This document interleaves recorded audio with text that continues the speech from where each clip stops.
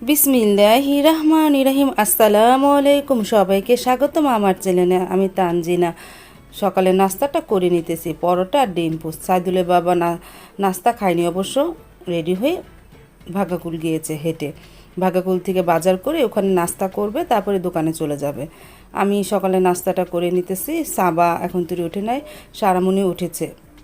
সারামণি উঠে টিচারের কাছে পড়তে গিয়েছে, আর আমি সকালে নাস্তাটা করে নিতেছি একা একা।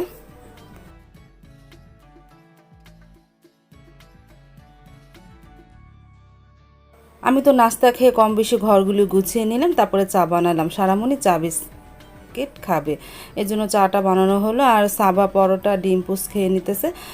সারামণির সাথে আমিও একটু চা খেলাম।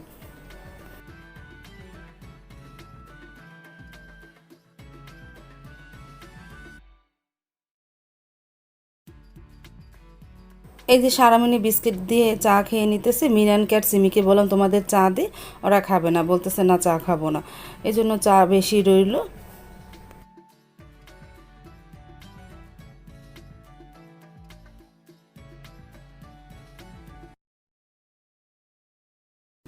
আমি তো রান্নাঘরে চলে আসলাম। সাইদুল্লাহ বাবা ভাগাকুল বাজার থেকে একটা দেশি মুরগি কিনে পাঠিয়েছে, ভাবি কেটে দিল, এখন ফ্রিজে রেখে দিব। আর একটা ফার্মে মুরগি পাঠিয়েছে, অর্ধেক মানে ভাজবো আর অর্ধেক ফ্রিজে রেখে দিলাম। পোড়াটা ভাজবো না, ওরা সাদা করে ভাজলে সেটা খেতে ভালোই লাগে। আমি সব সময় না, প্রায় সময় ওদের সাদা করে ভেজে দেয়। আর ফলি মাছ কিনে পাঠিয়েছে ভাবি, এখন আইসটা তুলে দিয়েছে, পেটটা গালিয়ে দিয়েছে। এখন আমি ছোটো টুকরা করে লবণ মেখে রেখে দেবো, সিম আলু দিয়ে দুপুরে রান্না করব। এখন সব কিছু কেটে গুছিয়ে নিয়ে তারপরে রান্নাটা শুরু করে দিব। আর করব কচু ভাজি। গতকালকে তো কচু সিদ্ধ করে ফ্রিজে রেখে দিয়েছিলাম, আজ সেই কচুটা ভাজি করব ইলিশ মাছের মাথা দিয়ে।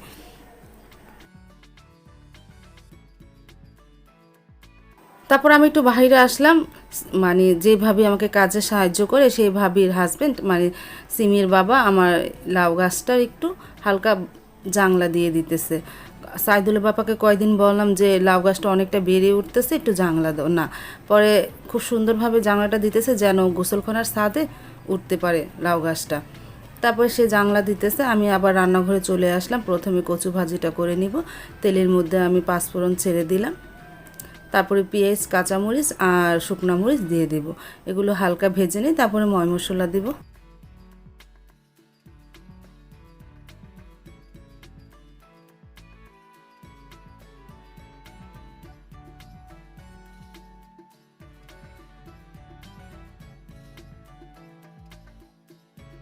পেঁয়াজটা তো হালকা ভেজে নিয়েছি, এখন এর মধ্যে একটু আদা রসুন দিব, তারপরে একটু হলুদ গুঁড়া, মরিচ গুঁড়া, ধনিয়ার গুঁড়া, লবণ দিয়ে মশলাটাকে একটু হালকা কষিয়ে নেব। আর সাথে দিয়ে দেব ইলিশ মাছের মাথাটাও, ছোট ছোট করে কেটে রেখেছি ইলিশ মাছের মাথাটা।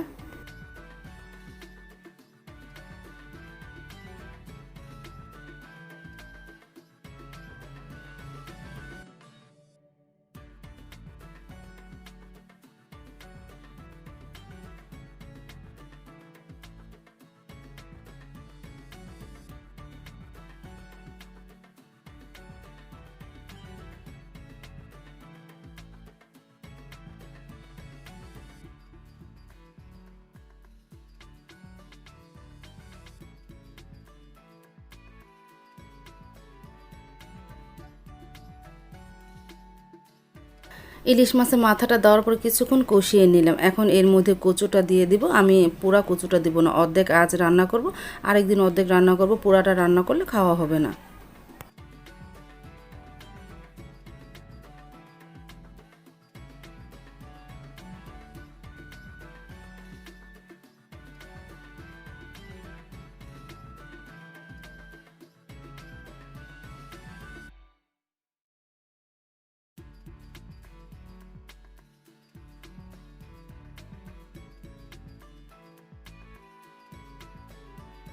মিডিয়াম আঁচে আস্তে আস্তে কচু ভাজিটা করে নিতেছি। আর কচু ভাজিটা মিডিয়াম আঁচে আস্তে আস্তে করলে ভালো হয়। আস্তে আস্তে কচুর ভিতরে যতটুকু পানি থাকে সব আস্তে আস্তে শুকিয়ে যায়। যখন দেখবো উপরে তেল ভাসতেছে তখনই কচুটা নামিয়ে ফেলবো। আর এই চুলায় এখন ফুলি মাছটা চুলায় বসিয়ে দেবো। আমি সিম আলু নিয়েছি, আদা রসুন নিলাম, পেঁয়াজ, কাঁচামরিচ নিলাম। এখন একটু হলুদের গুঁড়া, মরিচের গুঁড়া, ধনিয়ার গুঁড়া, লবণ দিব আর দেব তেল, দিয়ে ভালোভাবে মেখে নেব ফলি মাছটা সিমের সাথে। ময় মশলার সাথে ভালোভাবে ভলি মাছটা মাখা হলে পরিমাণ মতন পানি দিয়ে চুলায় বসিয়ে দিব।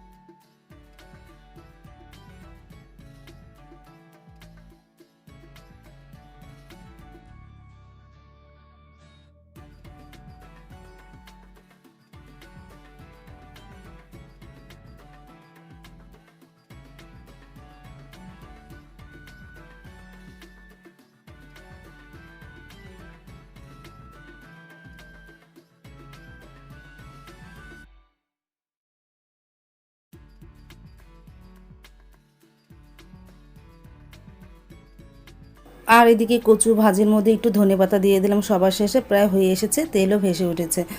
আমি ধনেপাতা দিয়ে আর একটু রান্না করব, তারপরে নামিয়ে ফেলবো।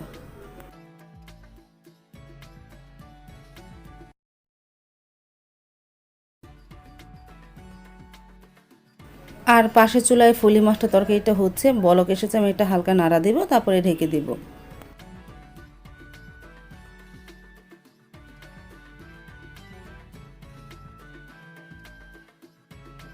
ফলি মাছের তরকারিটা তো প্রায় হয়ে এসেছে, আমি এখন একটু ধনে পাতা না, সরি, আমি শাক দিব, শাক দিয়ে একটু হালকা নাড়াচাড়া করে নিব।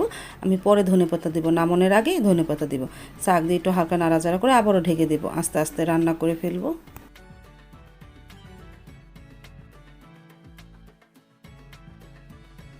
ফলি মাছের তরকারিটা প্রায় হয়ে গেছে, দেখো আঠালো ঝোল হয়েছে। এখন উপরে ধনে পাতা দিয়ে দিলাম, ধনে পাতা দিয়ে আর একটু রাখবো, তারপর নামিয়ে ফেলবো।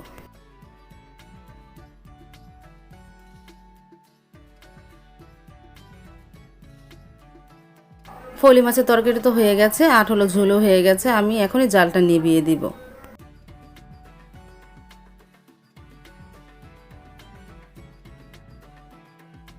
দুপুরে রান্নাটা তো কমপ্লিট করে ফেললাম, আমি টেবিলে এনে রেখে দিলাম।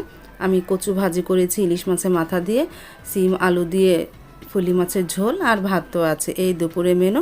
তারপরে একটা বাটিতে একটু কচু আর ফলি মাছ বেড়ে নিই, মিজানদা ঘরে দিয়ে আসি, এই যে।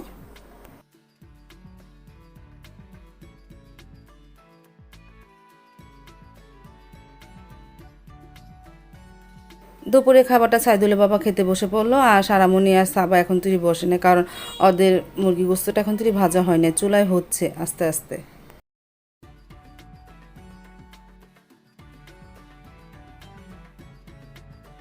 এই যে পেঁয়াজ, কাঁচামরিচ আর লবণ দিয়ে মুরগি গোস্তটা আস্তে আস্তে জালে ভেজে নিতেছি।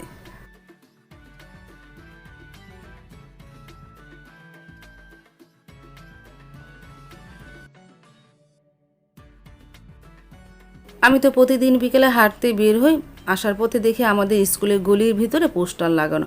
আমাদের এখানে উপজেলা নির্বাচন শুরু হয়ে গেছে, নভেম্বরে 11 তারিখে নির্বাচন, ভোট দেওয়ার। সেদিন তো সবাই মিলে ভোট দিতে যাব 11 তারিখে। আজ যারা মার্কা পেয়েছে সবাই পোস্টার লাগাতে শুরু করে দিয়েছে, যে যে মার্কা পেয়েছে। পোস্টার দেখতে দেখতে বাসায় চলে গেলাম।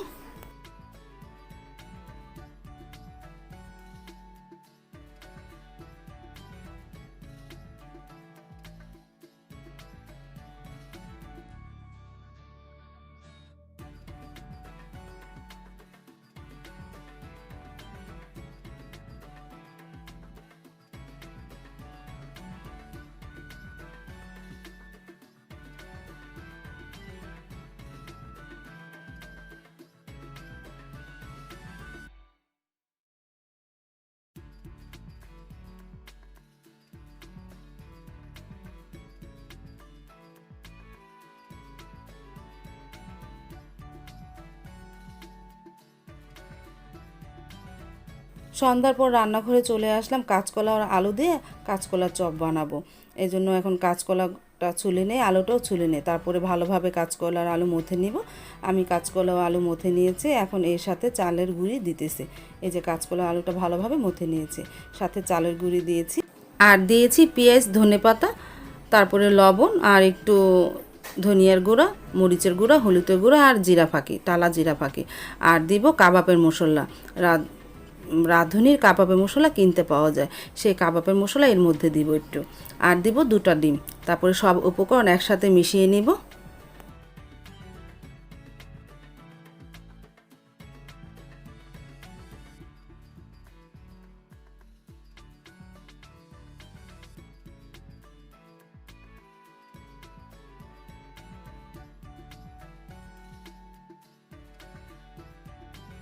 তারপর তো ভালোভাবে সব উপকরণ দিয়ে মথে নিলাম, এখন গুল গুল করে চপের মতন বানিয়ে নিয়েছে, এখন তেলের মধ্যে দিয়ে ভেজে নিব। তেলটাও গরম হয়ে গেছে, এখন আমি তেলের মধ্যে দিয়ে দিব আস্তে আস্তে এক এক করে।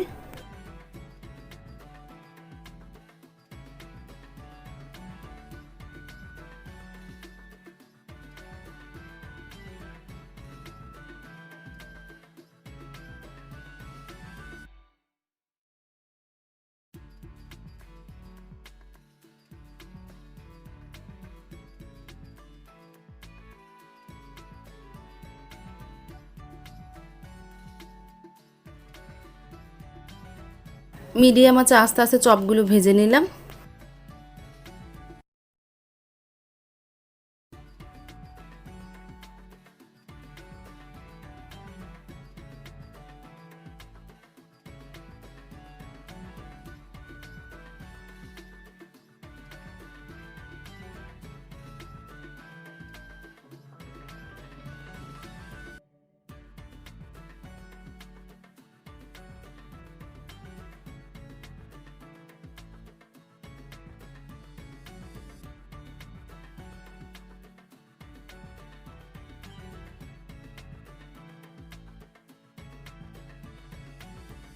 চপগুলো তো ভাজা হয়ে গেছে, আমি ড্রয়িং রুমে নিয়ে আসলাম, আমি আর সাবা খেয়ে নিলাম।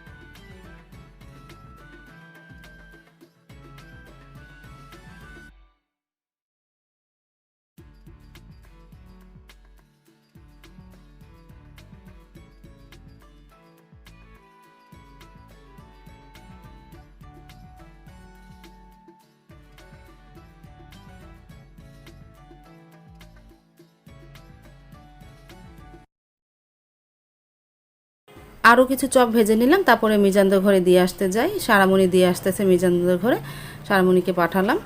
আজ তাহলে এই পর্যন্ত, দেখা হবে আগামীকাল নতুন আরেকটা ব্লগ নিয়ে। আল্লাহ হাফেজ, আসসালামু আলাইকুম।